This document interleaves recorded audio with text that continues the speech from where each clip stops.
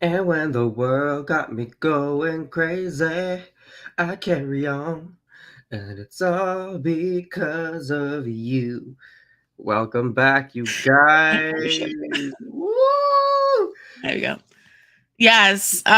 Gosh, I'm sorry. The way that song has grown on me needs to be studied about like science. I'm sorry. It Exactly. pops off No, so me, good. me too. We'll get to that, and you guys will hear all about it. But in the meantime, thank you for coming back to the Eurovision Fam stream. We have some articles up on the site that we can talk to you guys about. We have a little bit of news coming from the site and some events that we're hosting. Uh, Also, I had just found out that Liverpool is going to be doing a second round of tickets for the Eurovision event. So I'm going to be talking about that a little bit as well. And of course, we're talking about the song reviews with 5 more songs. So, with that said, how should we get started? What do you think? Let's just start with the side articles. Touch on them real quick. I Mhm. don't know. Did we touch on? You want to start off with? Yeah. Yeah. So, we have a site article up by Alicia where she had an interview with the Czech Republic's Vesna to yeah, once again, I'm sorry, you guys. It's going to be a struggle for me talking today because I am dealing with some abhorrent allergies. So I'm like a little here and there with my voice. But go ahead and check out Alicia's article on Yeah, our with site. We Vesna. interviewed, yeah, Vesna from the Czech Republic. And the conversation covers a range of topics, including kind of the international aspect that is Vesna and the history of how they all came together. Very fascinating. Go ahead and check that out. Y'all are on my TV. Are we on television now? Oh my goodness. Hello, Yes. Georgia Hello. Hello, TV. family of Georgios. Oh wow. um. Like that's like the first time so we're actually like on a big screen, like for real. fancy. Ooh. Um. Anyways, what was I gonna say? I'm sorry to cut you off. No, that's okay. I'm Um. checking to see if we have any more art. Oh yeah. Eurovision and TikTok, a recipe for Yes. success. This is an article by Augusto, basically describing the impact of TikTok and what it's had on the Eurovision songs and how that may allude to changes in voting potentially or trends Mhm. that we see in voting that we need to acknowledge that Yes. weren't exactly present in the years before TikTok. Go ahead and check that out. It's actually really fascinating to find out how it how such like a strange app influences such like a contest with so much history. A lot of a lot of good stuff there. Speaking of the writer of that article, here he is. I saw him. Oh, we're talking about Buenos you. dias. I will. Speak of the devil, and he appears. Yes. Mhm. So those are the articles that we have up on the site. Go check them out, and we're gonna have some more as well before the show gets started. Yeah. Yeah, we're heading into the really busy season, y'all. The really Super busy busy season. season. Yo, yo. And also up on the site now, there is a page for the party that Alicia Michelle's hosting. There's gonna be 3 parties. They're Eurovision watch parties. For the both of the semis and for the final. It's happening at Wonder Garden. There'll be more details on the page, so keep your eye on there. I'll probably update the community tab as well as we have more information. So if you're going to be in the DC metropolitan area that day, don't know what to do, why not come along? Because the embassies aren't doing parties this year. Um, Mhm. And and you can go there. It's like a beer garden, but it's family friendly and also pet friendly.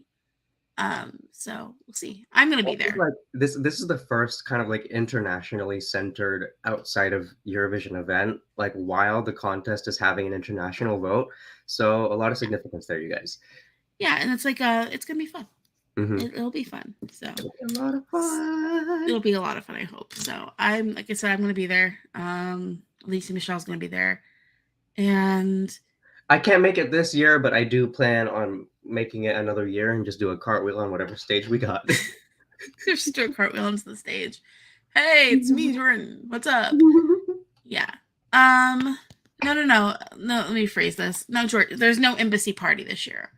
Um, Basically, how do I phrase this? This is what we're doing instead of an embassy party is we have a German beer garden thing that opened up. And the party is gonna be happening at that German beer garden. And it's like the Eurovision Fam party hosted by Alicia Michelle, basically. Hmm. So basically trying to get people because yeah. So Yeah, so if you embassy could make it party. to the DC area, go ahead and click through the site and get your tickets to the event because it's going to be lit. That's what we call it here in the States. Lit. Lit.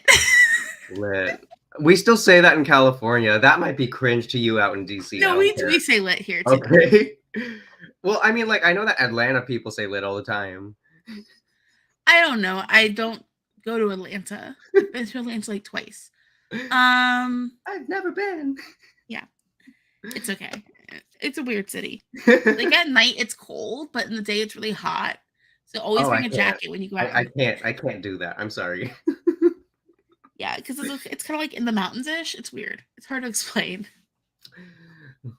Okay, so from there, do you want to head into review criteria? Yes. So just reminding you guys, the stuff that we review these songs are based on 5 essential criteria.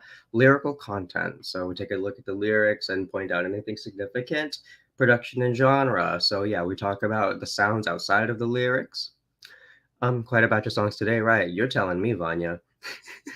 Let's finish your thought. I'm sorry.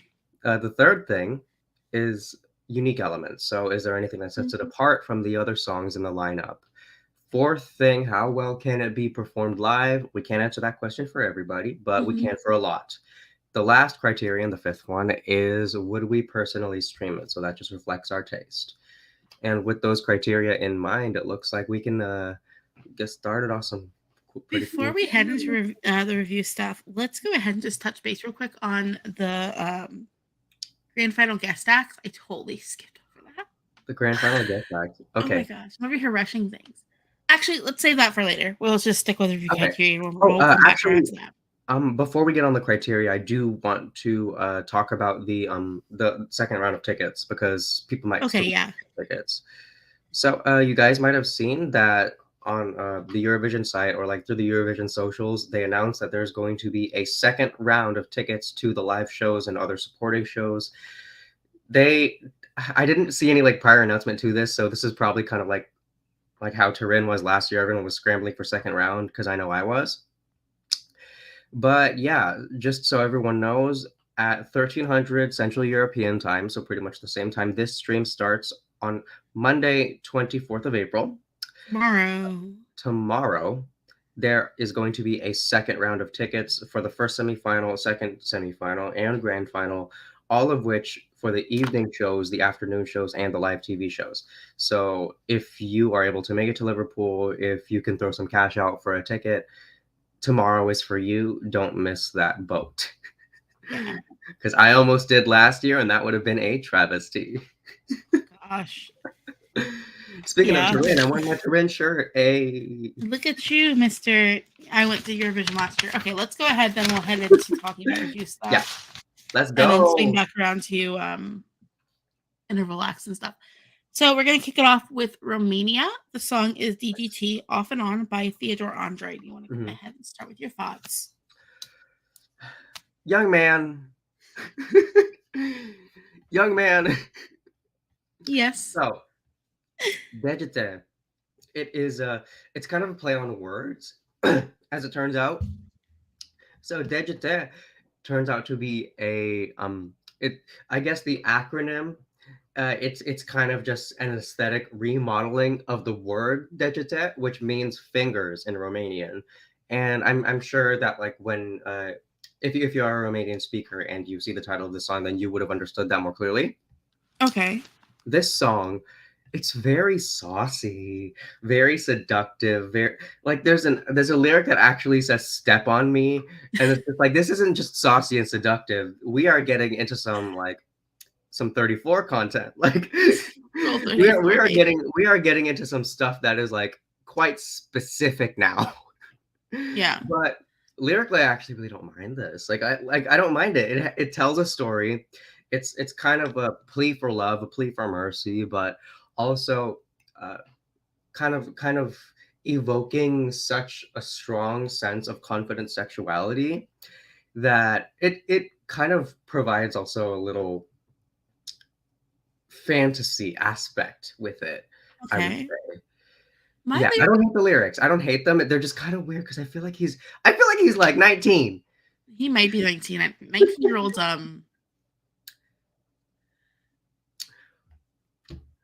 just was do. like riding a skateboard listening to Hillary Duff at 19. No, I wasn't.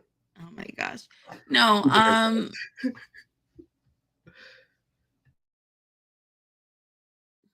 I'm thinking about something. She said Hillary Duff at 19, and I was like, well, wasn't she 16 when she was dating what's his name from Good Charlotte, who was like way too old for her? I think so. I think she was like 16, 17. Anyways, sorry. I took this more of like an interpretation similar to the song Cecilia by Simon and Garfunkel, Really? lyrically speaking, Uh-huh. where I'm getting this like sense of both like longing and like a sense of longing and dislike towards your muse. So like I'm getting more because like inside because if you like with Cecilia it's like hey you you inspire me and everything but at the same time you do all this stuff that breaks my heart and I kind of Mhm. get the same feeling with this song that because there's lines about muse like being a muse and all this other stuff so I took it more as like cabaret Cecilia. Okay, no, I see why that makes sense. I You know like what I Cecilia mean? as a song. Yeah, like it evokes a certain emotion to it. Mhm. I don't that's I just see kind of what like you my mean though. Like first. this could be kind of like serenading a muse in a sense. Yeah, I enjoy this one because I think like it has a good tension build. Like if we had kind of Mhm. in the production and genre now with this, it has a good build of tension throughout the whole song, and then it releases Mhm. rather nicely once you hit the chorus. I think that Andrei sings it well and he performs it well. It kind of like I don't even know what to call this genre other than like tensiony. I like mentally have been calling it Laura Risotto I genre. mean, yeah. Here's the difference Like though. faux cabaret. Here's the difference though. With Laura Risotto's song, there's no release of the tension. The tension just builds the whole entire song, and there's no release at all. You well, yeah, I mean like and there's also not a ton of tension either, so like you weren't waiting for a ton of release. I mean, no, I wasn't. I couldn't stand Funny Girl. It made me really uncomfortable. Neither could I. And And there was that's no setting aside the resolution. fact that it robbed the best national final song of all time. But but all the love to Laura Risotto. Not this isn't about that. This is about Yeah. Theodor Andrei. And in terms of the production and genre, yeah, it's like the 1 2 3 1 2 3 waltz beat. I Yeah. typically really like that in songs. Very brassy. The song is very, Hmm. very brassy. And I kind of think that his vocal really serves to kind of flesh out the instrumentation in the song. So Hmm. like when he's singing, it kind of sounds like it melds well as like among the instruments, which acoustically can be very nice. And like his vocal, like the vocal performance ties in really nicely to like the lyrical themes Yeah, yeah. of the song because he's got like all this like it does feel like a lot of sexual tension within the vocal Hmm. and he kind of like and he releases it nicely as well. It's like hard to explain, but like he builds it up. Like he like the vocal suits the song subject matter very well. Like he's clearly putting on a full performance to it. Hmm. And you don't win. And like a great thing too is sometimes when songs switch between native language to English, there's kind of a change in tone or a change in like approach and It's attitude. You don't seamless. get that. It's It's seamless. seamless. I didn't notice it at first. Mhm. At first, I was like, "Wait, is the song actually in English?" When I got to the language switch the first time I listened to it, I was like, "No, this is not in English.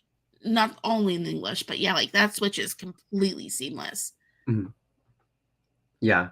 It is seamless and it it's good. Like I'm not gonna lie. The actual English Mhm. lyrics in this song, typically sometimes English can be like a little messy, it can be a little word salady. This one it actually feels like sentences. And that makes a big difference. It really does. Like Yeah, when you're kind of just like listening it and consuming it, you can perceive it in a way that you don't necessarily have to understand the Romanian to grasp the central aspects of the song. yeah, you can just hear the English. Like, okay, Mhm. that's what's happening here. And let's go ahead and talk about unique elements then. Okay. So I think that that tension build probably is the most unique element for me personally, Mhm. and I think that's going to really help this one stand out. For me, I think the unique element is the fact that he's able to kind of like jump from the really high notes into the really low notes when the song kind of gets like softer. That's very challenging, but he makes it sound really nice. Yeah, there's a lot of like I don't want to say randomness with the keys, but there's a lot of like jumping between keys that kind of require a lot of like vocal calculation to determine to like land on that note. And I like the way he kind of like plays with it in a sense that kind of reminds me of jazz. Yeah, I was gonna say, I wonder if he has like any kind of history of jazz music. That would make a lot of in sense. jazz. Yeah, so I do definitely see that there as well. Now how well can it be performed live? Good, really good.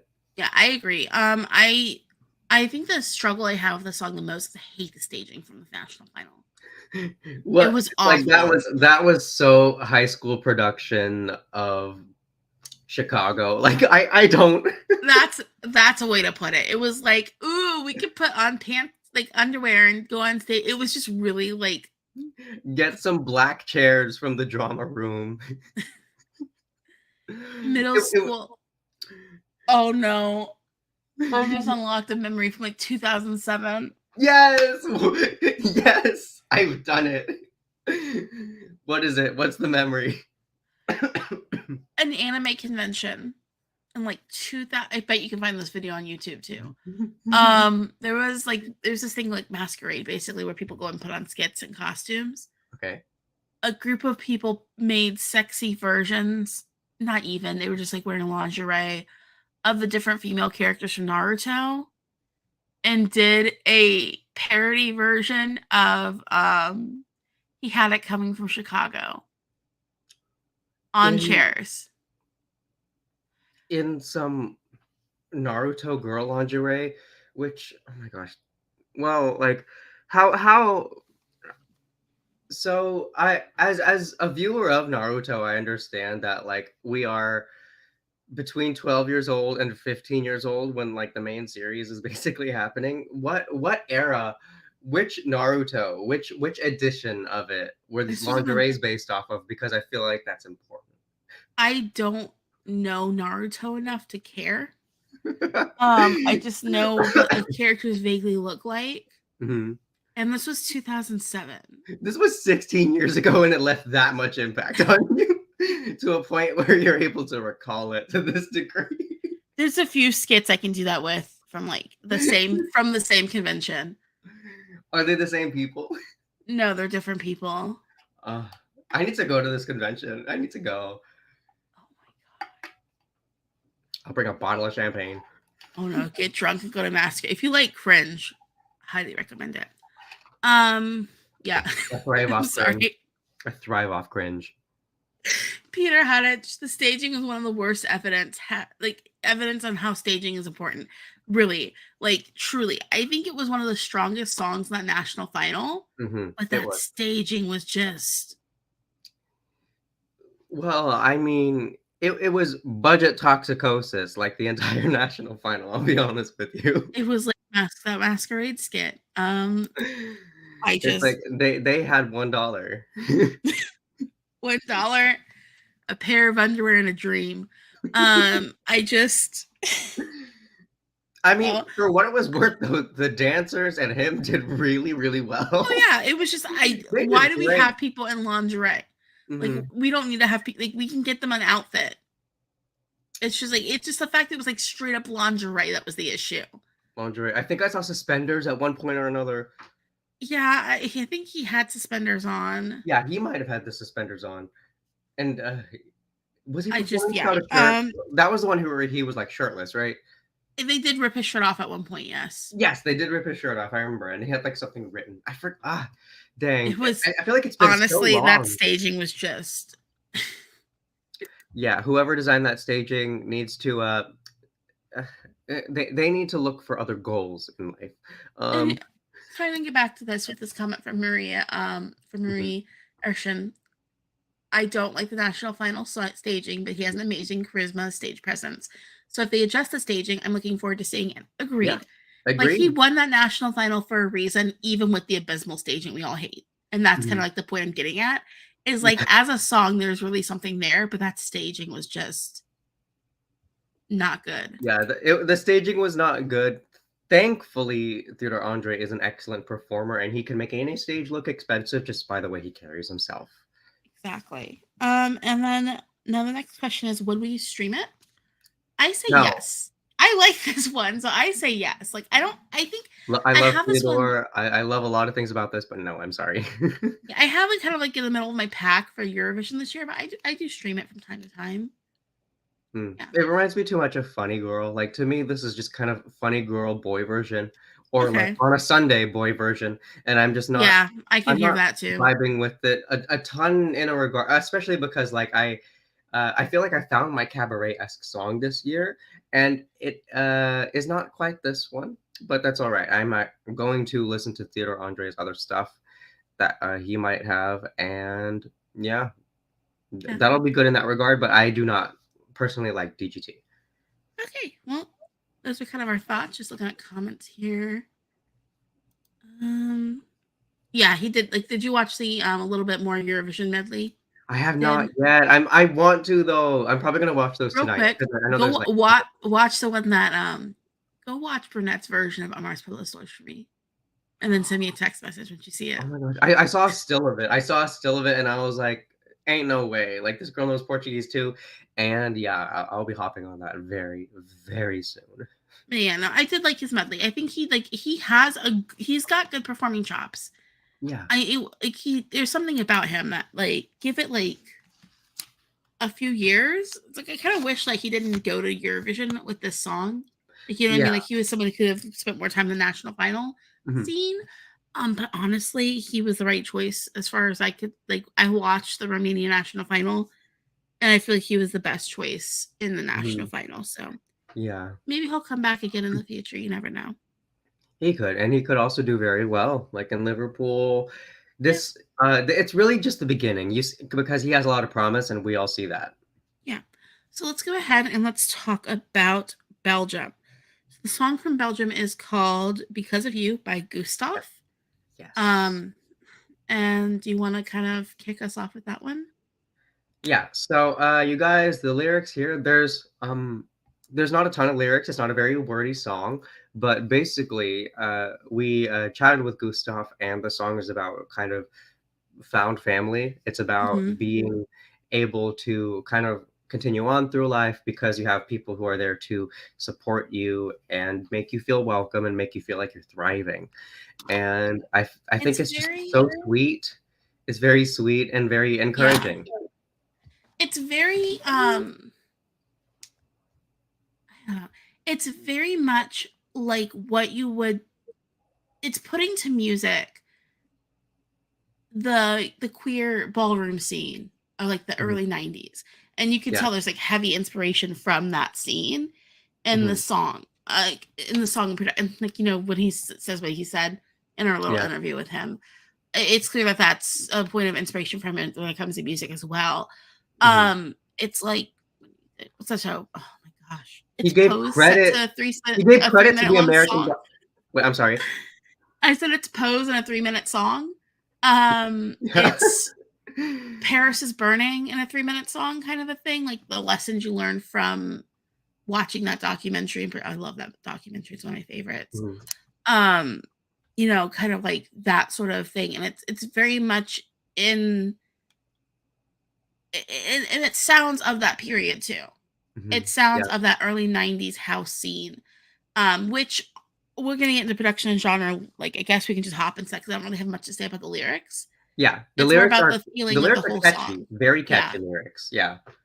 But like there's not really like to me, there's not like deep meaning in the lyrics other than just saying, you know what, because you found family. I mean, that is a deep sentiment, but like there's not really anything poetic. Yeah, It's there's very no nuance, straightforward. there's not really, like, a metaphor or anything like that, but, I mean, this is also, a song that doesn't really aim for that. Sometimes it's the Yeah. aim of songs, but this has, like, the kind of rhythm where it's just, like, it doesn't like, like, the rhythm is so, like, pumpy that I'm not gonna be paying a ton of attention to the words kind of a deal. Yeah, it's like because like that's the whole genre is like that. Like think Mhm. about all those classic songs from that time period where you just put them on and like what pump up the jam. what else is? I'm trying to think of other house songs from the early Um, 90s. like, yeah, dang it. I I, feel I bad used because I to I should used know, to like, really be into like 90s pop when I was like I should be able a to pop- recall them right away. yeah, Um, dang. but yeah, no, like this is very Mm, much like that's sort of like time period musically speaking. yes. Um, and like when I look at the genre as well, Eurovision tends to be this song is very much like like a love letter to that whole late 80s, early 90s house dance scene. Yeah. Um, what I'm trying to how do I explain it? It's like I just lost my train of thought. Oh, okay, I know what you know. Eurovision tends to kind of be a few years behind with musical trends. Like Yes. even stuff that's like modern Eurovision, that's just like, oh, this would have been popular on the radio, non Eurovision related, like a year or two ago. This Mhm, song here is more a few months behind. You know what I mean? At mhm, most a year. Kind of like it's very much this kind of house music trend really popped off with Beyonce last year, releasing Renaissance. mhm. And we're seeing that kind of continue on. Like Elodie's album she put out right Very high after school. San Remo, same thing. It's on trend musically for what's happening in music, which I'm Mhm. not used to seeing at Eurovision. I think like I know for me personally, when I first heard, I was like, it took a bit for it to grow on me, but I absolutely love the song now. Like it fits on real nice on like my kind of like house music dance playlist that I'll Yeah. put on just like and like I already said, I was like I put it on my Pride playlist. It right into there, Mhm. right And into like there. I do I think I wanted to do this earlier, but I want to highlight something. So I have a friend out here in the SF Bay area who's also a Eurovision fan, and we were talking about the song like a couple months ago, and I was like, I don't really like this song. Like I kind of just feel like it's one note, etc., etc. This was the description I was given. Mhm. I would argue that the simplicity of the lyrics works to its advantage. It lasers in on the general unease that people in modern society, especially post-pandemic, have, and how one strong positive influence can be in staying afloat. And I agree with that too. It's not also just about found family. It's also a story that a lot of us identify with. Like even if you don't have a found family situation, and it's just being able to express your own freedom because you have someone to support you. Ta-da! Mhm. And in terms of production and genre, I'm going to say something a little weird. So yeah, Lily's the kind of person to put it on a house playlist because it is some house music that reminds her of like the good old days, but also modern time. For me, it reminds me of some good GameCube games that I used to play, like Sonic Adventure 2 Battle. That had some of the best like house and R&B I've heard in my life for no reason, for zero reason. No video game should ever have that good of like music, especially like so much of it rooted in the American Black community. Okay. That's another thing too. Yeah. Gustaph gave credit where credit was due. House music was invented by the American Black community, and he acknowledged that, and he was very graceful in telling us that he found a lot of comfort within it, and he's sharing that with us. Cool, all around awesome. But yeah, Sonic Adventure 2 Battle, that's what it reminds me of, and that is the vibe I picked up, and I was like, hey, I cannot wait to race Shadow and get the Chaos Emeralds. Like, hell yeah. What's Augusto say? Folks should watch my interview with Gustaph in Madrid. Yes, we'll link it, where he provides a similar description to what's in your recently said. Yes. Yeah. Yeah, I think because I know like a lot of us kind of relate to the song, but I definitely warmed up to it a lot. Mm-hmm. I've now learned more about So Sonic. warm. It's just so warm. Yeah. Let me see here. I'm just looking. And then we have unique elements.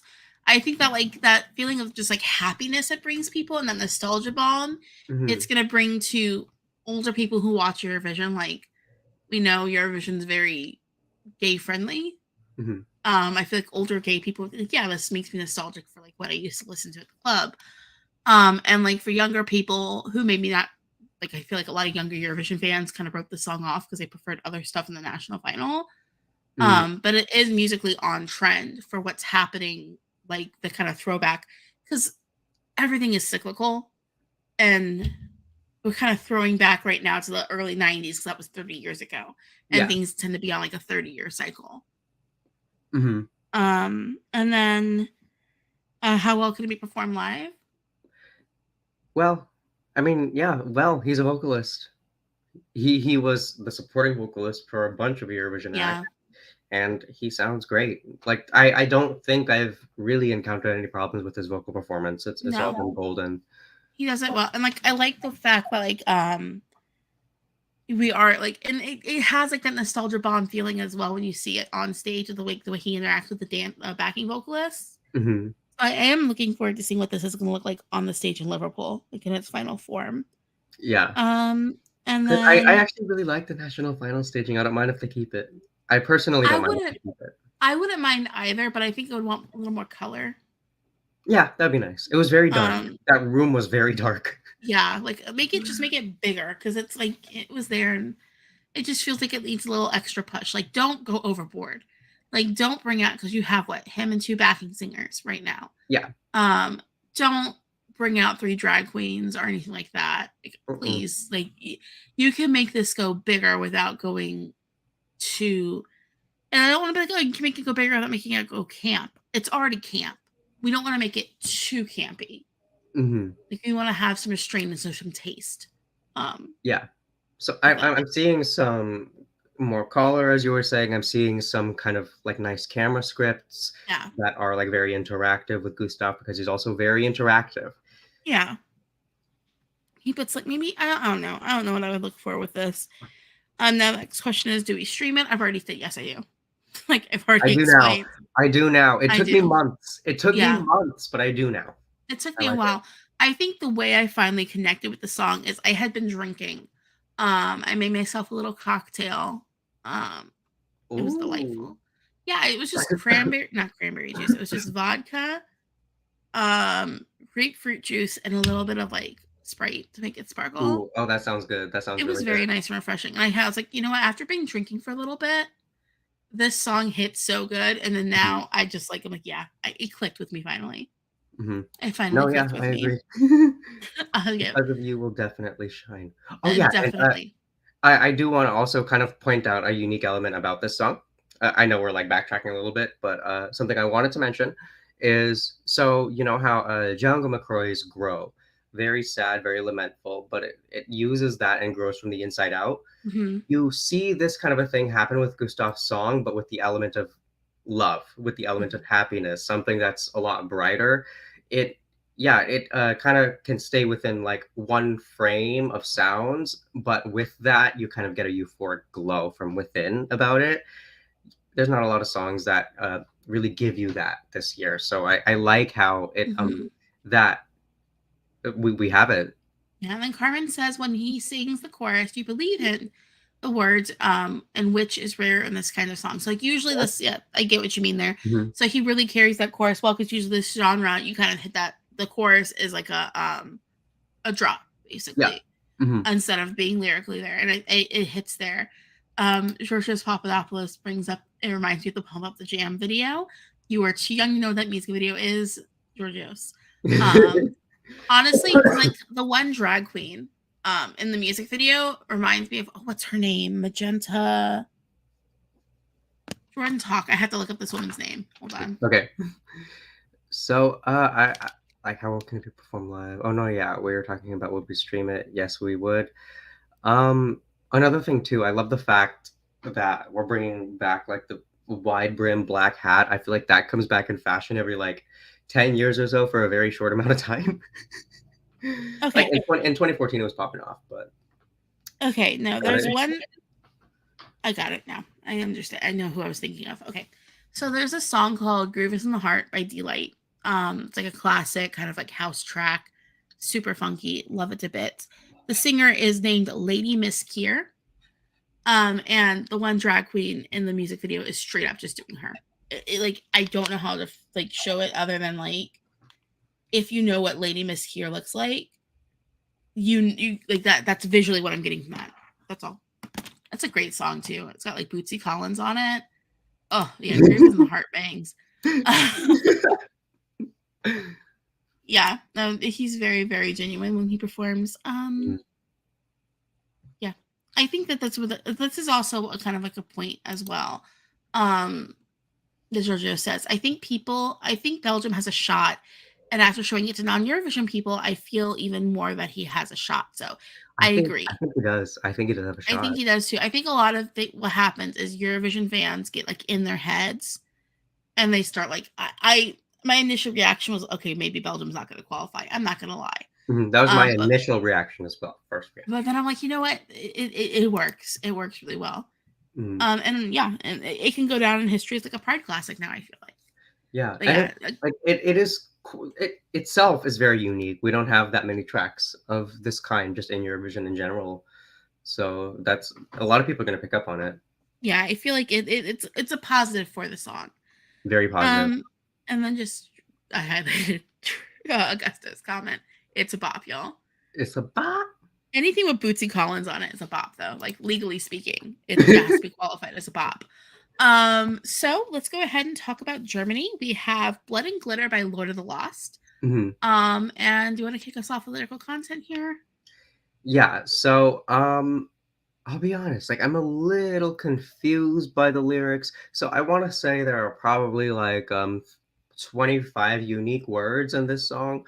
Most of the song is blood and glitter, sweet and bitter, we're so happy we could die. That's literally like 75% of the song. And the other lyrics, I wanted to highlight one. Let me have a look. What we are is but a choice, a promise to ourselves. We are free to break and change. Never forget, let it go, this or that. No need to know. Whether above or below, we are all of the same blood. It sounds like it's a unity anthem. It sounds like it's a supporting someone you love anthem. But I think the lyrics pale in comparison to the instrumentation. Yeah. And we don't, again, like this is kind of another song where the lyrics aren't it's not the front of the ship, basically. Because like most of the lyrics are just blood and glitter, sweet and bitter, we're so happy we could die. Yeah. I believe that the lyric was that lyric was taken from like a photo book of like the early punk scene, and the title of that book, from what I understand, and I can see that there. I like that kind of like immediately imposes a juxtaposition though between like glam and metal, or glam and like punk music, because there is a connection between the two. Like I think of a lot of the music I listen to and what I seek out, like non-Eurovision related, I like that glam metal sound, and I like that glam look combined with like the darkest stuff. Like the one of my favorite genres of music is visual kei. It's a Japanese genre, and in that genre, it's about the look as much as it's about the music. And like musically speaking, you'll have like kind of a wide range within the rock genre. But you get a lot of like metal stuff in there. And like that's just personally like the kind of music I like the most. Because it's kind of like when I first started going out and finding music of my own, what I sought out was sort of I sought out rock music first, like when I kind of expanded my musical horizons. Nice. Other than like, once you get out of the pop phase, this is what everyone else listens to. Yeah, I think honestly, lyrically speaking, it is very simple, but it's also uplifting and it's dark. Yeah. And it has an uplifting in that darkness. And it's like, I think it gets, lyrically speaking, something that a lot of people don't understand about like metal music. People think, oh, people who listen, it's like all angry, screamy, whatever. But like, it's not. Like, you know what I mean? Like, I think people who look at the genre from the outside don't understand like within that genre. And then within that fandom, there's a good, strong community. Like some of like my best friends I made when I was growing up were metalheads. Yeah. And so like this kind of makes me feel like I guess it can kind of be like, oh, my hometown family sort of a thing. Because the people I was closest to were people who listened to metal music when I was younger. And like industrial and stuff. So I kind of like, I get that same vibe with Blood and Glitter as I did with Because of You. If that makes sense. I definitely pick up on that. And just so everyone knows, I am the son of a metalhead. If you met my father, then you would know that many mornings in my childhood, I woke up to just like the garage was below me and my dad's main room was the garage. Just the shredding of a guitar at like 8:30 in the morning on a Sunday. On a Sunday when like you're supposed to be sleeping and all you hear is just like shredding on the guitar. Very Oh man, I would reminiscent to love me. that. No, my dad used to listen to funk music. Well, my father's taste in music was very much a little bit of everything. Mhm. Like he had a very wide range of taste, so I definitely had an influence on me. But for him, you wake up and it's just Earth, Wind, and Fire being blasted, or like I'm Parliament sorry. Funkadelic September makes me being want to blasted. die. Like I can't stand September. Like no. I love September. Like that I was like People I've take too heard many that song so liberties much. with that song. That is literally the garlic powder of music that you hear in public. Like If any, I like September. I'm sorry. like September I see in the same frame of mind as like Uptown Funk. It's like don't put that near me, or like Bohemian Rhapsody, don't put that near me. You're naming all really good songs that you hate. Yeah, I'm a hater. Like I love all of I'm a those. hater. I don't know what you want me to say. No. It's the overplayed quality of it. It's the overplayed quality. But for this song, I feel like there isn't quite that overplayed quality, at least for me personally, because Yeah. I'm more used to listening to just like really heavy shredding, and I Yeah. find a lot of comfort in that. And as Vanya was saying, metalheads are teddy bears. You It are. and my dad was like he was the parent that I was very very close to. Yeah. So yeah, like I find a lot of sense of belonging in the song with in the production and the genre of it. Which I mean, like I guess Yeah. we did take the segue into Yeah. production and genre. Yeah, it's got that darkness, but it also has like the light. It's like it's like kind of comforting to me. Yeah, it is Um, comforting. I'm just highlighting some comments. Vanya says, "What are the Lost latest album is full of bangers." Bam! Okay, yeah. Yeah, no, I'll be on this it. song is from the latest album, which is called Blood and Glitter.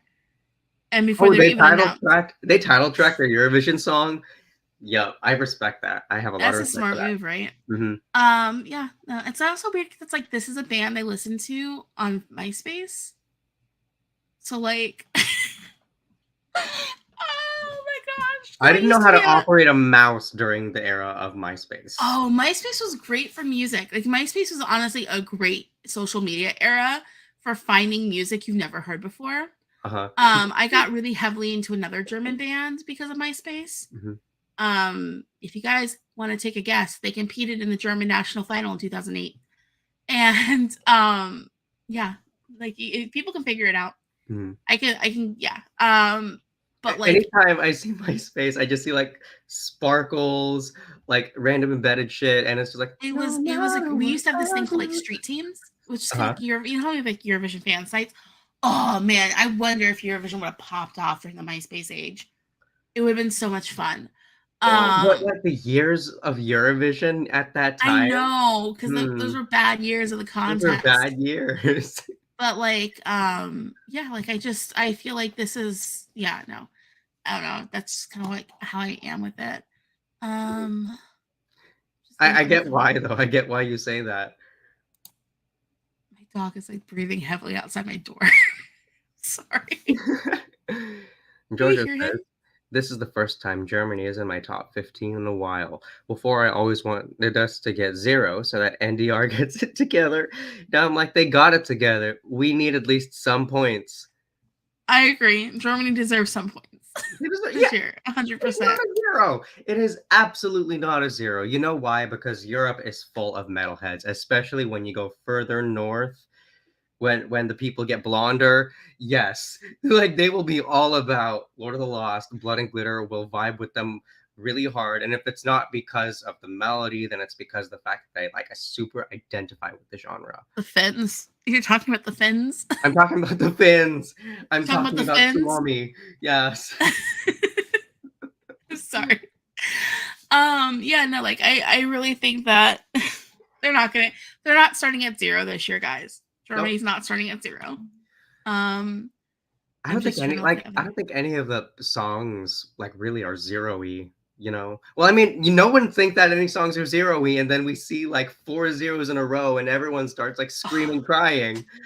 that was one of my Everybody. favorite Eurovision moments ever. I don't care what any I think about that moment and it just makes me like Like that goes laugh. up there with Jamala's win, like in terms of just sheer shock. I think I was on the experience. street. There's a video of me freaking out when I hit the zero because I was screaming.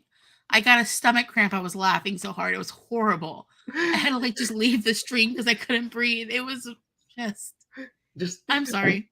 we all lived through that event the same Anyways, way but differently. it was it was not No Angels, but it was the year No Angels won the national final. Go look at the national final and come back to me and guess what band it was. I wonder how No Angels is doing now. Sorry.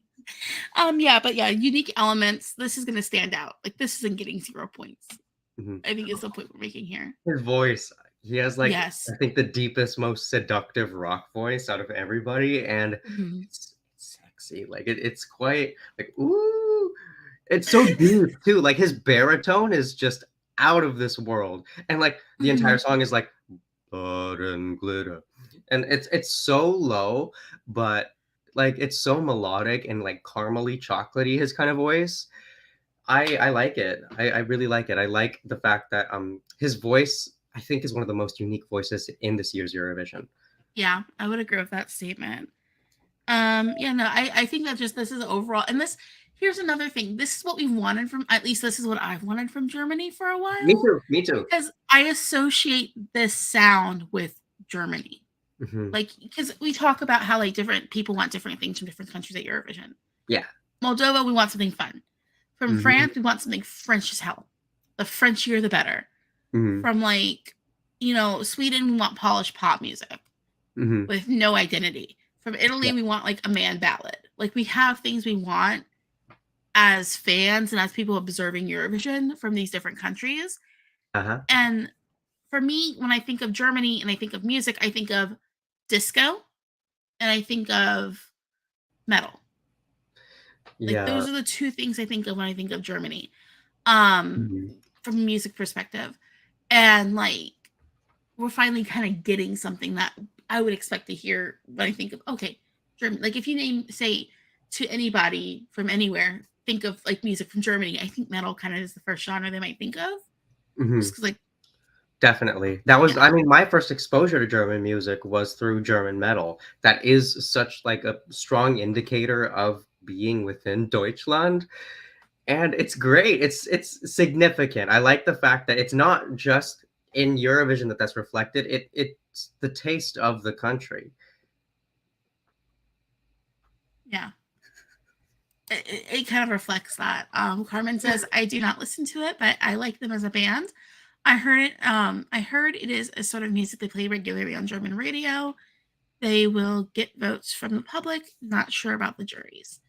I think the Finnish juries will give this love because, as Vanya Lubitsch says, yeah, the Finns love their rock, don't they? Like that's there. I think the UK juries would give it some love. The UK juries, I see that. I can see the UK juries passing it along some points. Publicly, Scandinavia, I can see giving it love. I mean, Germany and public Scandinavia, like pretty much. Well, no, the Swedish jury, no. The Norwegian jury, no. Finnish jury, yes. The Icelandic jury, yes. But the public from Iceland, not Germany, oh my gosh. Iceland, Norway, Sweden, Finland, they're going to, those guys up there, maybe even Denmark might give it some love from the public. I would imagine, no, because they're not in Eurovision anymore.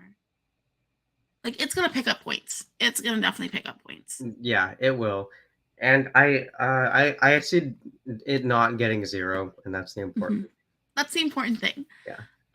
So yeah, it's going to definitely get somewhere. I dare say it might be Germany's best result in a while. And by a while, literally like in maybe 13 years. So. Oh no, 2018, Germany did surprisingly well. Oh yeah, they got 4th with Michael Scotta and his song. That like I love that song. Now it's weird. Okay, so how well can it be performed live? Well, yeah. And I'm sure you're not going for like a vocal moment per se. You're literally just having fun. And like they're on tour right now. at the moment? I looked it up. Tonight they will be performing in Mexico City. And Yeah, they're on tour until Friday, and then once Friday hits, I guess they're gonna go back to Europe for rehearsals and stuff. rehearsals, yeah. And they pick up touring right again at the end of May. Mm. But yeah, they're currently in That's Mexico exciting. City. And they're like I think they're like doing another show in like Guadalajara tomorrow night. They've got some shows in Buenos Aires. Like they're in Latin America right now. And then I love them. I love that. Would you stream it? Yes. Yeah. Yes, I would. I do. I listen to this with regularity. Yes. Sorry. I was heavily advocating for us to get 0 with Jendrik because people outside of Germany mostly thought it wouldn't happen. I wasn't advocating for a 0, but I do completely understand. And I understand the EBU's decision to put Blind Channel right after that song. Like, I understand that. And I support it personally. But with Jendrik, okay, like slight defense of Jendrik. If you've ever been to like Disneyland, California, Anaheim, it reminds me of Critter Country. But no, here Jendrik as a person, I have this friend from high school. I'm not going to say his name, but if my sister hears this, she'll know exactly what I'm talking about. Jendrik reminds me of him so much. Like they both speak they look alike too. But I have this friend, and he was a German speaker, and he used to talk so fast, and he would switch between German and English like that, and then toss in Swedish. Like, what are you talking about? Like, he couldn't stick to one language when you spoke to him, and like he was just too much energy, and like just Jendrik reminds me of him. So like I had a soft spot for Jendrik as a person, but that song made me want to like commit crimes. Yeah, because there's nothing better to listen to than like passive aggressive peace songs, you know? Like there's nothing better than like a love peace kind of song, but is like shady. Yeah. Like that song was shady. Like there was no need for it to be shady. If you're gonna write a peace song, if you're gonna be shady, decide. There's a fork in the road. There's a fork. But yeah, anyways. We're not talking about Jendrik and all of his like 4 points they ended up getting as a result. Yeah, we're talking about right now. We're wrapping up. We're talking about how, you know what? I like this one, Germany. Stick to this sort of a thing. Stick to personality. And I'm going to say the national final of the show was not bad. No, I actually they really had options. And saying Germany has options. Was amazing too. Huh? The hosting was also amazing. Yeah. Germany had options this year, musically speaking. I feel like a lot of Eurovision fans were being kind of rude about it, but like they had options. Like this was not even my favorite song in the national final. But yeah. Come back, Patty Gurdy. But yeah. No, honestly, Patty Gurdy, that song would have done. Not with Queen of the Kings right there. Like, I'm sorry, not with Queen of the Kings right there. It's one of those songs that Eurovision fans would love, but would flop with the general public. Yeah, because the general public is just like, WTF? This is a very, very specific crowd, and that's for us. Yeah, this is a song that was song. It's a song for us. That's why. And also, like even like Renee Miller, I thought was fantastic. Trong, was that his name? The Vietnamese one who was dancing. I like that one. That was cute. Concrete Heart, right? No, yeah, but Renee Miller was Concrete Heart. Then there was the one with the Will Vietnamese Church, guy. I really enjoyed. No, Will Church was good. Trong was good. Frida Gold was excellent, but illness. Germany had options. NDR. Hey, Germany, NDR, if you hear us, this is right. This is correct. Yeah, keep doing this. And don't give us wild cards again. Oh no, don't. Wild cards. No one likes wild cards. I'm sorry. No one does. No one likes wild cards. It just leads to everyone being angry and upset. And But no, I think that this is a positive song, and it's going to take Germany in a positive direction as far as Eurovision goes. I agree. I keep trying to transition into talking about Slovenia, so let's just hop into Slovenia. So Slovenia is bringing us Joker out with the song Carpe Diem. Why is my pen not working? Go ahead and talk about things. So, to talk to you guys about the lyrics of Carpe Diem, which is a Latin title for a Slovenian language song. I mean, hey, It worked. It worked for Constructa, giving us a Serbian language song with a Latin title. Yeah, this is. Oh my It works gosh. for the Balkans because also not Ronella. Oh my gosh. Oh my god, what was her name? 2010, Rona. 2012. Rona initially. Rona. Thank you. Oh my gosh, Yeah, thank you. Rona and Albania. Albania is a Balkan country. they're gonna use Had a Latin, Latin title. and it slayed. It's Best slayed. result So, that country ever got. and Slovenia is slaying with Carpe Diem. Okay, sorry. Mhm. And in terms of the lyrics, if you guys aren't familiar with the term Carpe Diem, it basically means seize the night, act like you're No, gonna seize die the day. tomorrow. Seize the day. Seize the day. Oh my goodness. Seize the day. Act like you're gonna die tomorrow. And another thing about this too, there's kind of a conflicting aspect about the lyrics. So I'm going to kind of read from the translation provided by our colleagues at Wee Wee Blogs. The game of hatred is your thing. Thank you. Don't count on us. We'll be dancing all night long. We'll love each other and play as if there was no tomorrow. We won't count the hours until the dawn arises. We'll jump across mountains to be embraced by the sky. So it's a love song. It sounds like a love song that a young man would write, a group of young guys would write, and it's cohesive. Like I find cohesivity, especially because like Slovenian, I find a very aesthetically pleasing language to listen to, especially in this genre.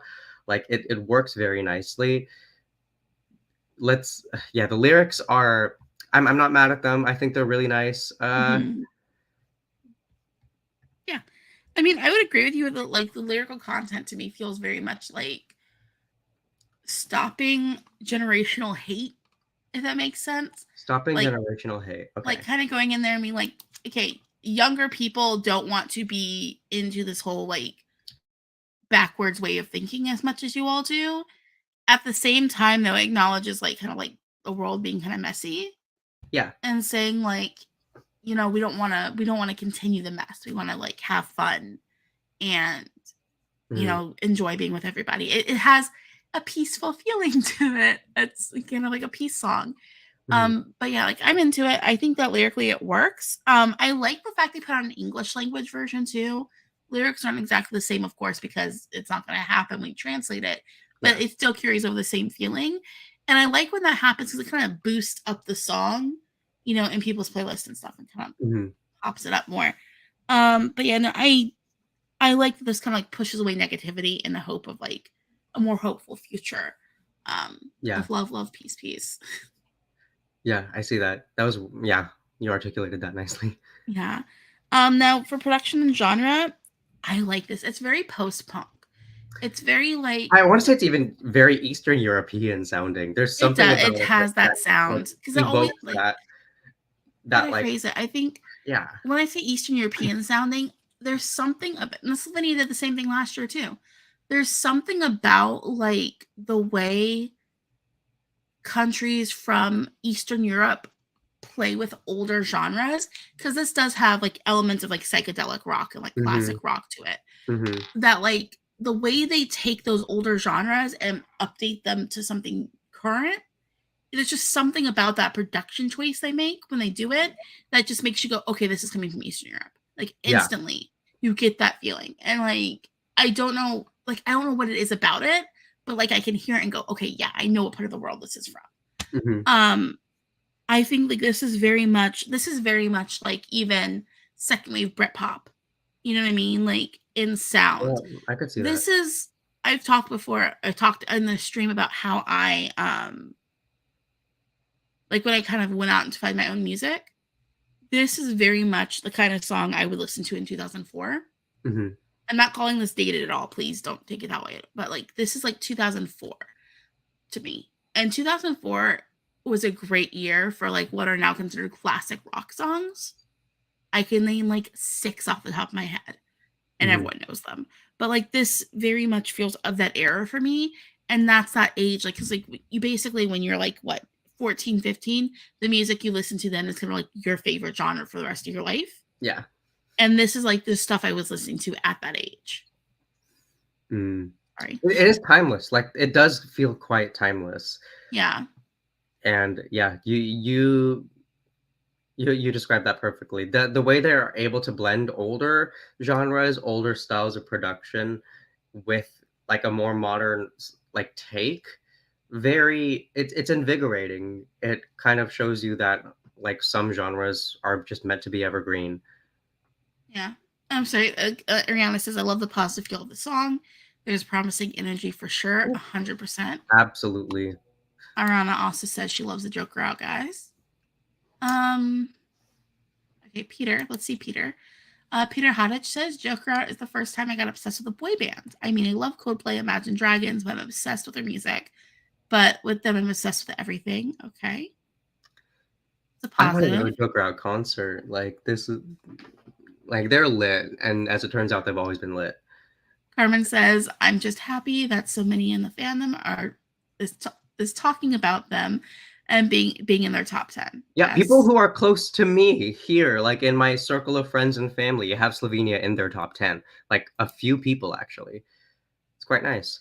Vanya Lubitsch says a Britpop song sound in Liverpool is a perfect match. Yes, Joker Out and Terrell Turan X bringing the Britpop to Brit. Yep, bringing the Britpop. Yeah, I think a unique element. Like for me, when I wrote down my notes, it has that like straddling of modern and past genres, and it has like a multi-generational appeal. Because and Georgios said this, and it made me go, "Oh, right, that's part of my notes." Giorgio says Slovenia is good, and funny enough, it's my mom's winner. Taste. Tell your mother she has taste. Yeah. Okay, so for me, the unique element, it's kind of something weird, and it doesn't really relate a ton with the song itself. So, okay, the song is great. Everyone like so far really likes the song. Da da da da da. For me, it's when he's performing, when he looks at the camera, that I think is the cherry on top of the entire thing. Like it's all great, it's all wonderful, and it works. But when he makes eye contact with the viewers, you're put in a world that's separate from just kind of this whole competition, like the stage setup and everything. You're being serenaded effectively, and yeah, it's just like by the time you look in his eyes, it unlocks a whole world within this song that just feels so characteristically special. I think that's when we need to go ahead and talk about how well it can be performed live, because I was holding off on that statement. Okay. Until we got to there. Perfect transition. Not only Boyan, every one of those boys knows how to connect with the camera. Oh yeah, not every just Boyan. Single one of them. Like, every one of them. Like that they see the cameras, they see them and they work them. That is such a hard thing to do. Because like this song is better live than it is in studio. Because I know a lot of people were like, I don't really like this the first listen when they heard the studio version, and we kept telling them go watch the live version. And anyone who doubted it, in studio when they saw it live, like, okay, I get it now. Yeah. It's like one of those things where like just live, it works so well. And it does what it needs to do, especially live. Like, yep. Vanya Lubitsch, they are beyond charismatic. Yes, they are. I'm just trying to look at comments here. And they're funny. Like, they are hilarious, too. Like, they are some, like, class act comedians. Okay, and then Mark says, Slovenia is my winner this year. I wouldn't write that off. If Måneskin can win Eurovision, so can Joker Out. Absolutely. They can do it. They're my winner, too. Like... They are in my top 10 as I've had them right now. They were a winner. They would have been at the lowest. They would have been probably second place if Lithuania made other choices. But hey, this is my second year in a row having Slovenia in my top 2. So we'll see what happens. I think the last time Slovenia was in my top 5 was Amen. But Jordan, you have a very specific taste in music. Listen, the Joker was in. I have Catholic habits. That's just what happens when you grew up as me. Yeah. But yes. You didn't. Never mind. But no support for the Filipino singing Amen. Oh my gosh. See, I just need Filipinos to try harder in the contest. We can't keep doing this, you guys. Anyways. I'm sorry. I'm sorry. I don't want no wedding funk. I don't want no funeral song. Filipinos, we need to try harder. Do we think Slovenia could crack the top 10? I hope so. I do. I think it's very possible, and I do see actually a pretty clear path to there. So, I mean, they're going to qualify. They're going to do very well, and they're. Let's still vote for them, guys. What? Still, make sure everyone votes for them. Yeah. So that they do qualify and come top 10. Yeah, sorry. Yep. But yeah, Georgios, absolutely. I see them in the top 10. Yeah, Vanya Lubich. Oh, look. Another person in their top 2. Hey, love everything about this. Yeah.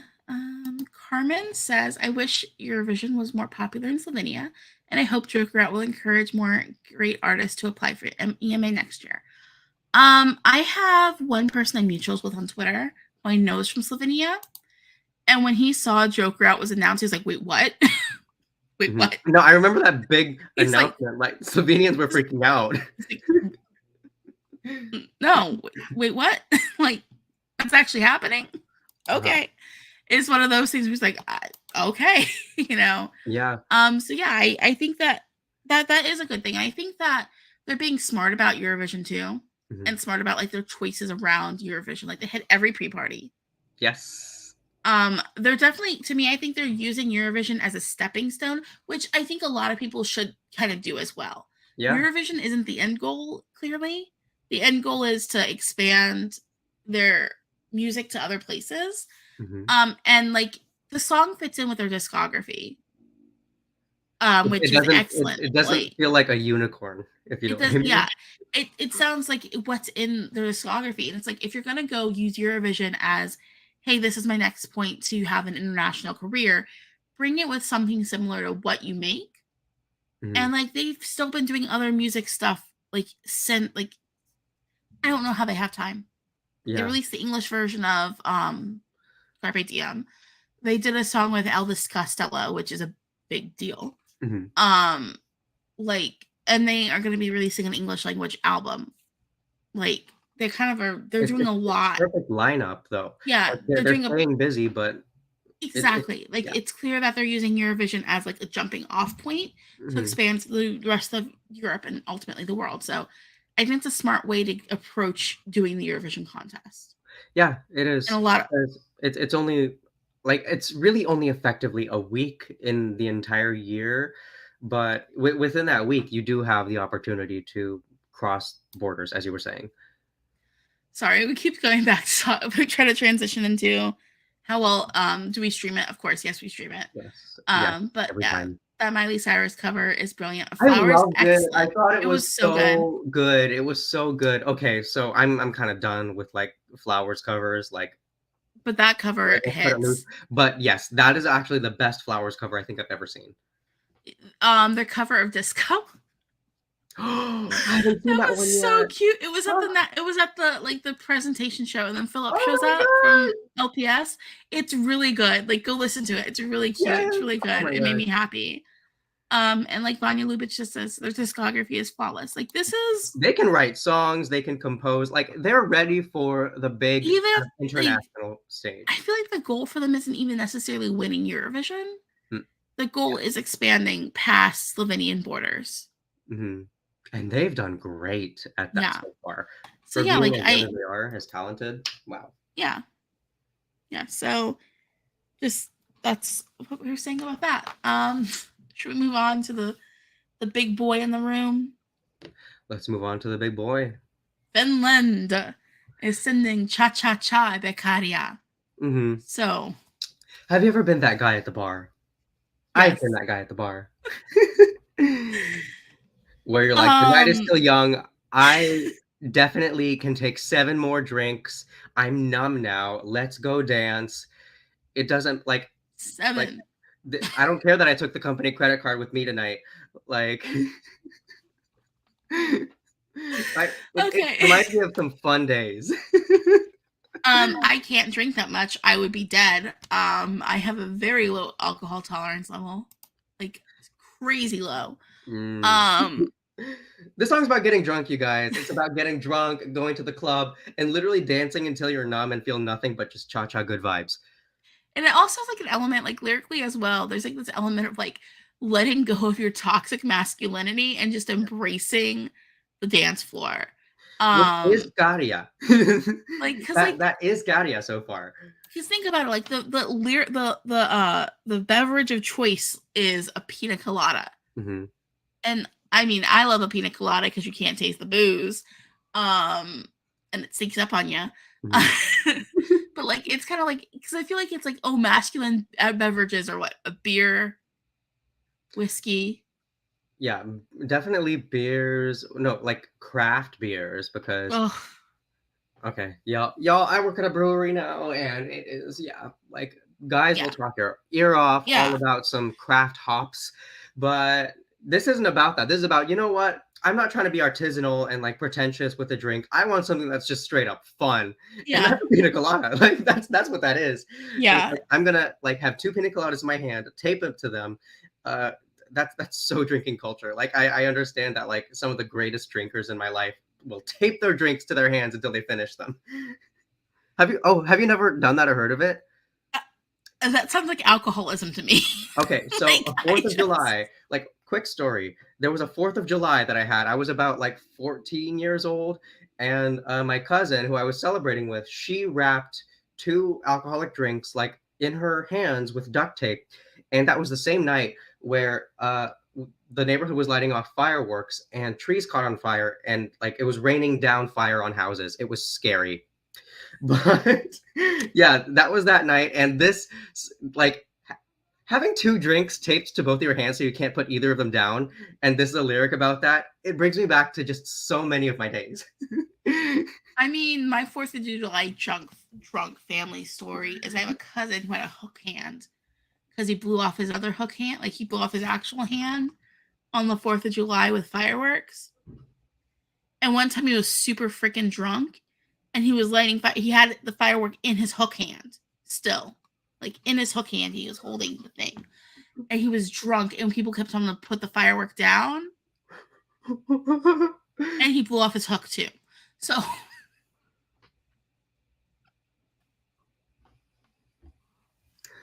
I'm sorry, you guys. It's just this holiday, the 4th of July in the United States, it's just off the rails for no reason. I logically have tried to explain this holiday to Europeans, like in a very logical mathematical sense, and it still doesn't make any sense. it makes sense. And it's 3 days before my birthday.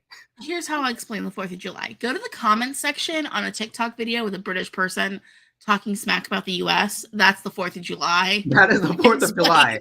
That's The the 4th of comment July. section You don't specifically. need to experience it any more than that. It's like, oh, okay. It's Like, my no, least favorite holiday, and it's the I one that hate the gets 4th of combined with my July. birthday all the time. Sorry. It's like, oh, we're celebrating the 4th of July and Jordan's birthday. It's like, great. It's okay. My My entire birthday's life is a testament to imperialism. congratulations. Thank you. But dang it, what were Sorry. we talking about? I'm so sorry. I got us so off track. Anyways, Yeah.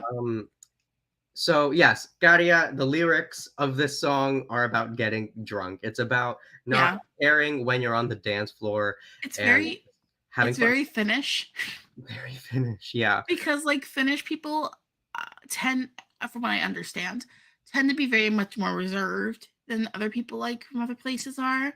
Hmm. And the song, and then once you get them drunk, because Finns like to drink, from what I understand, Yes. they kind of, that's when the crazy comes out. I love that about them, though. I love it. And like this hits that there, you know what I mean? Like that Mhm. it hits there too. Like, so there's a lot of things happening in in this song Mhm. lyrically that feel Finnish and musically that sound Finnish. Yeah. Because again, it has that kind of growly, metally vocal happening at the Mhm. beginning of the song, which is, I associate that sound with Finland. Yeah. Um, and then you transition to like a bright pop song, which I don't really associate with Finland as much, but Mhm. at the same time, yes. Sorry. One thing I really enjoy about the verses, kind of like when he's like doing the and it's like really deep and it's kind of like rhythmic lyrics. I like the fact that there's like a fight siren happening like between the lines, like the fight siren. It helps illustrate the kind of boxing rink visual that he's going for and the energy of the song. Yeah. The whole song is kind of supposed to, like, the production and the genre of it is meant to kind of evoke boxing ring or like MMA Yeah. fight. At Whereas, least the beginning, yeah. yeah, mostly at the beginning. In fact, yeah, it's very concentrated at the beginning, but that energy is important to establish for the rest of the song. Because when you get into the like more poppy side of it, like when you flip that coin, you just experience such a sense of euphoria. Like Yeah. when it becomes that kind of like electronic poppy. I almost want to say it's like even slightly video gamey Yeah, kind of I get sound. Like the there's video game something that's vibe. kind of video gamey about it. Like, but not a Sonic Adventure 2 battle like Gustaph. We're talking about like a completely different game. But I yeah, I really like everything about the production and genre of this song. I find it very inventive. And I feel like like yeah. it's 2 songs in one. Mhm. I know we've critiqued other acts this year for having multiple songs Uh-huh. slammed into one song, but this feels cohesive. Yeah. There's a clear transitional period and point, and that happens not only lyrically but also musically. Mhm. Yep. And like I think that's a clever choice, and like it shows that this is how you combine 2 songs into one. Mhm. And sometimes you really only need just those 2 because I feel like the first song, quote unquote, is like the first 2 minutes and the last one is the last minute. And that Yeah. so this is another situation where I describe kind of winning moment. Yeah. Songs have when it transitions into that, that is such kind of like a musical jump that people are not going to be able to help but remember that for the rest of the night. I And would dare that's even going to say I stay. can see that being the recap point. Yeah, no, yeah, that carryover as the recap Yeah. point, solid. Especially, yeah, especially if it's a really good performance, then it's very possible. Yeah, like Like, I can totally see that being the recap point here. mhm. I'm just looking here, looking at these comments.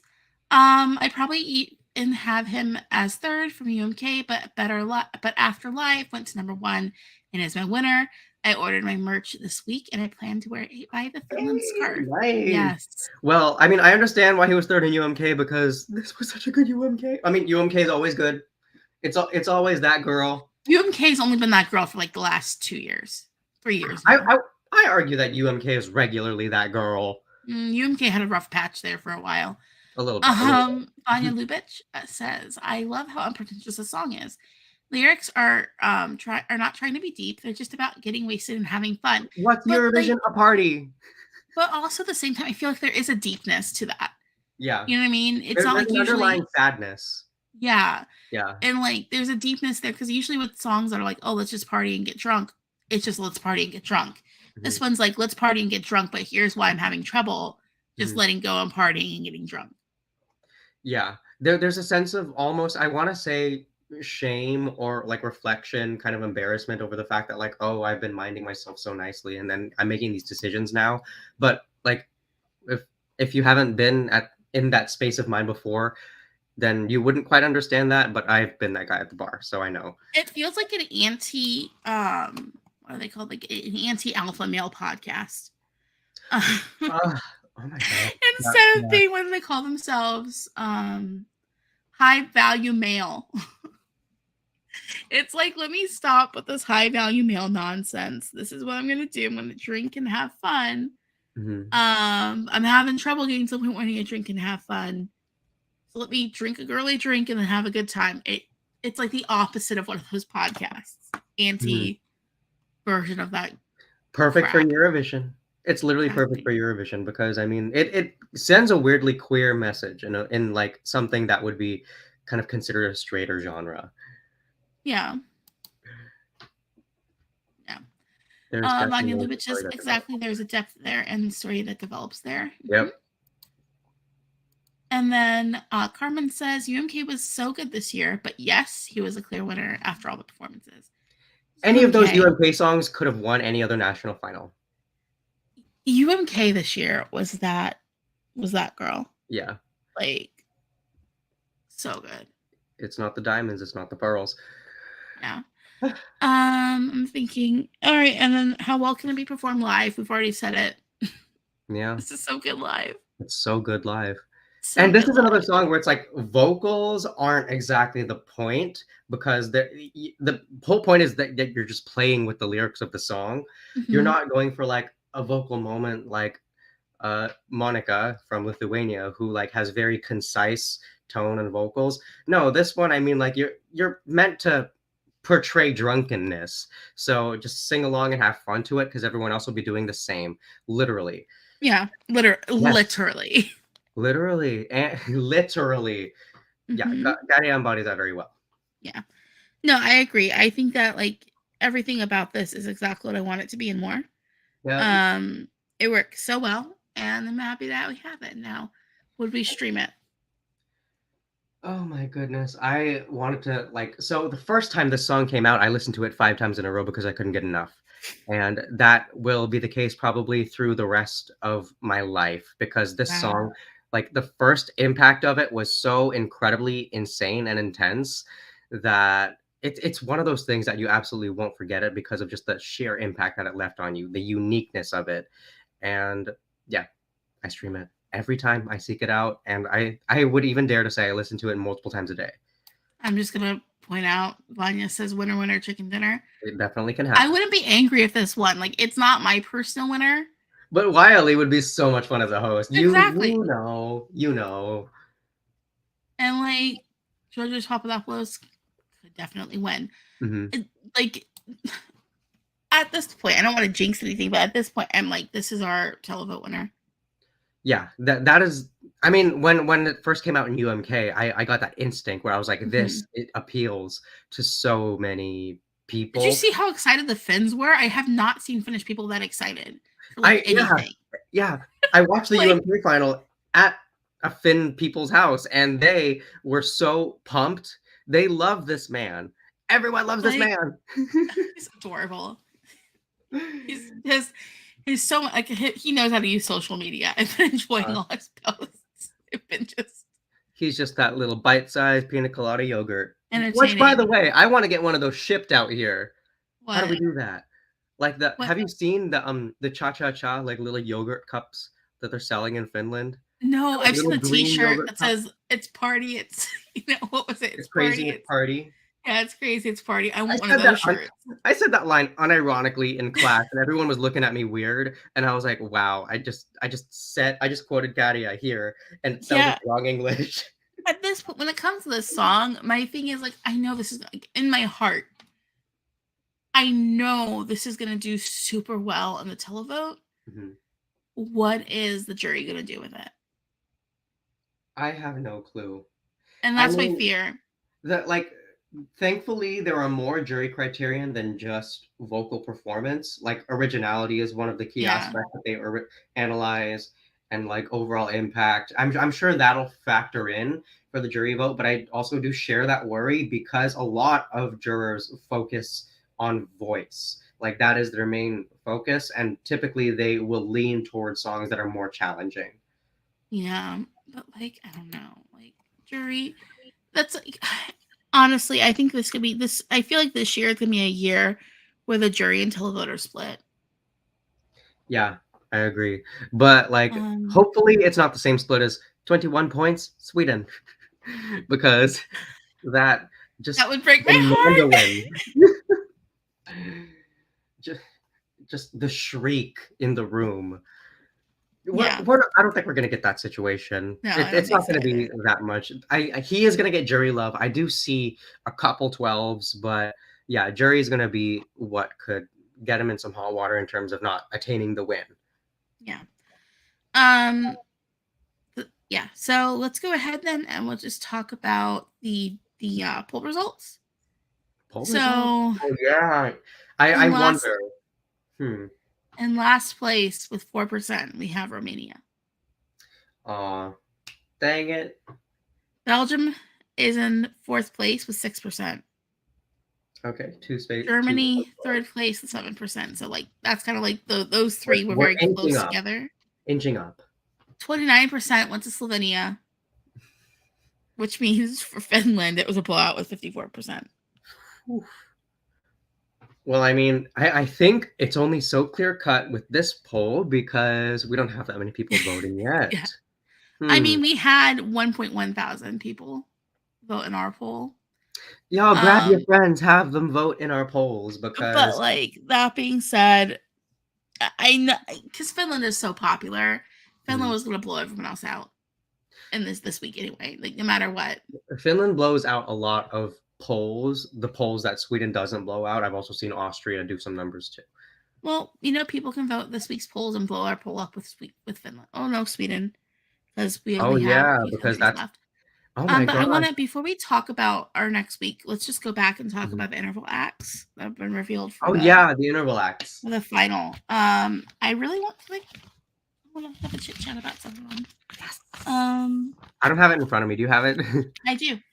Yeah. So the opening is going to be College Orchestra, which honestly, personally, I prefer to have the winner from last year open the show rather than be an interval. I just like that better. That's just me. I would rather have them be an interval than an opener instead of an interval. The flag parade is going to be Goe, Jamala, Tina Carroll, and Verka doing twists on their Eurovision songs mixed with British classics. That is going to be fun. But what is Jamala gonna do? What British classic that's are gonna be you a weird 1944 combination. with? 1944 is like probably the most specific song we've ever gotten in Eurovision. Yeah, like, I don't know how you're gonna mix 1944, the British classic, as like a upbeat opener. I mean, I would love to see Jamala throwing down like to just a little bit. Like that would be some fun. Oh God! How combine those two? How do you combine those two songs? How do you combine? I'm sorry. I tried to imagine it, and I almost sent myself into a coma. But what does that mean? Like British classics that they're going to be combining with their Eurovision songs? I don't know if it's Eurovision classics. I don't know if it's just British classics in general. Because yeah, that's a very wide list, very incredibly huge list. And I'm just thinking about the Eurovision songs that they performed. Like, what would mesh with their entries? What meshes with Goe? Verka would be easy. I feel like Verka it'd be very easy to mesh with, like, because that song is mixed with a lot. You mixed Verka with Ooh Ah. Just a little bit. That would be easier than 1944. Maybe Where Are You Now by Imani with 1944. Ooh, that could be good. I see that easier than G.T. I see it easier, but that doesn't mean that it's like. I still wouldn't do it personally, but hey. No, I wouldn't do it either. As a matter of fact, like 1944, like it's kind of like an art piece. Like, let's not touch it. It's my personal attitude, but it's also not my art. Jamala might have a completely different vision, and I trust her because that woman can. She's a genius. We talked about flawless discographies before. Jamala, flawless discography. Mm-hmm. Even in her like past days with like Smile, I'm sorry, Bop. Smile bops. I love Smile. Like she's a great musician. I'm even to a point where it's like she should have won that national final, even though Mika Newton was my winner that year. Okay. So then we have for the interval acts, we have Sam Ryder. Yay, Sam! Which I miss him. Okay, I miss him too. Yeah, he's just a Labrador of life. Mm-hmm. And then for another interval act, we have the Liverpool Songbook. I think that's code for Beatles medley. That's just Beatles. No, it's going to be kind of common song-y. They're going to try to do a common song as best they can with some Beatles stuff. I bet that's what's going to happen. The Liverpool Songbook will be Mahmood, Netta, Dathi Freya, Cornelia Jacobs, Duncan Lawrence, and Sonia. From the UK, 1993. Okay, I see about half of those people like actually successfully pulling off some Beatles covers. The other half, I'm just like, what the hell are you going to be singing? I mean, honestly, I'm genuinely interested to hear Dathi like do Beatles covers. Like, are we going to see Mahmoud up there doing Yellow Submarine? Like, what is going to happen? Happiness is a warm gun for Mahmoud. Like, just like. Oh my God. You guys, like, what is going to happen with these interval acts? Is that everybody? Yep, that's who it's going to be. Oh, they're going to make Duncan Lawrence sing "Hey Jude." It's already in my head. I'm seeing it. That is written in those generic stars from Target. Like it is. That's no, yeah. Duncan's going to sing "Hey Jude." So prediction. Does this mean I see him also doing Yesterday? I feel like the best Beatles medley of the year is easily going to be what Salvador did in Portugal. No one's going to come close to that. Serbia made the attempt. The attempt was made, and we all witnessed the attempt. I bet honestly, I feel like the BBC was like, "Oh wow, that was really good. Can we get Salvador?" And he's like, "No, you guys nuts. I'm not coming over. Hell no." And then they came up with this instead. I mean, okay, yeah, I'm still trying to do all kinds of like mental acrobatics, trying to figure out who's going to be performing what. It just feels weird. It feels like a weird feels combination. weird right now. It's a little weird. And it feels weird to get like Dathi Freyer and Cornelia Jacobs. Like, they didn't win. Yeah, and Cornelia also like she wasn't She really wasn't hanging even at around a ton, Melfest this year. She did sing at Melfest, yes. Did she? She sang, yeah, she sang her entry at Melfest and a little bit of another song too, but Homegirl hasn't really been around a ton, like in terms of like the following Melfest. She did that performance, but that was pretty much it. Yeah. Yeah, fourth place last year. I'm not quite sure, like, or like even, yeah, even a lot of these other acts too. It kind of feels like, huh, like what was the reason they picked you? Because are we going for Beatles medley? Because that still confuses me. Georgios, you might have some brilliant ideas because Levitating I consider now to be a British classic. Huh. Huh. But not with 1944. Jamala, are you going to be remixing this song? Because sorry. I'm just looking at comments now because I was like, okay. Peter Hodich says, I saw rumors about a surprise famous singer, but there isn't any, but isn't a free time so many acts. I'll tell you who I think. Who do you think is the surprise famous singer, Jordan? Okay, based on absolutely no research, based on no indication of who this could be, Adele. Really? Because I've heard I've heard it's a man. That's the surprise. It's like You heard maybe a it's a man? surprise Okay. man. Then Again, this is all blatant hmm. speculation at this point, based Yeah. off of like rumors and hearsay. So don't take any of it seriously. Mm-hmm. I think we're looking at Sir Paul McCartney. I feel like Yeah. they're trying to like get in him because it's in Liverpool. Yeah, that would make the most sense logically. And I see the BBC doing that just because that seems like the kind of decision the BBC would make. And they have two options for art, like two options for Beatles that are still alive. You've got Paul McCartney or Ringo. And well, I personally who's more likely going to show up though? Ringo. And he will be high. He will show up and be high. Hey, like that was an era. They are showing us an era of Liverpool that defined the culture of the city. Did you ever watch Shining Time Station growing up as a kid? Nope. Okay. Maybe that was my childhood memory. My dad liked it because my dad would be high a lot. It's a show for potheads. It's like Yo Gabba Gabba, where like, you know what I mean? Like, yes, it's for toddlers, but like a lot of potheads watched it too. Huh. I'm kind of curious like, now. Shining Time Station is that, but from like the 80s. Hmm. And I bring it up because that show was Ringo Starr and George Carlin. A combination I would not put for children. What kind of service would they be doing for children?